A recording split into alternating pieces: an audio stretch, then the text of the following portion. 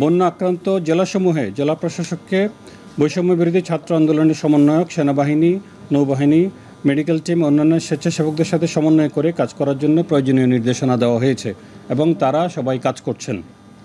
এবং আমাদের দুর্যোগ ব্যবস্থাপনা ত্রাণ মন্ত্রণালয়ে সার্বক্ষণিক কন্ট্রোল রুম খোলা হয়েছে এবং তথ্য এবং সহযোগিতার জন্য আপনারা এখানেও যোগাযোগ করতে পারবেন।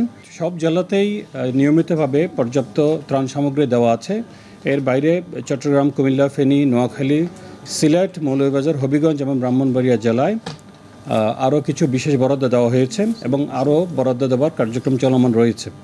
চট্টগ্রামে ক্যাশ টাকা দেওয়া হয়েছে 15 লাখ টাকা, কুমিল্লায় 25 লাখ, ফেনীতে 42 লাখ, নোয়াখালীতে 25 লাখ, সিলেটে 25 লাখ, মৌলভীবাজার 10 লাখ, হবিগঞ্জ 25 লাখ এবং ব্রাহ্মণবাড়িয়াতে 15 লাখ টাকা দেওয়া হয়েছে।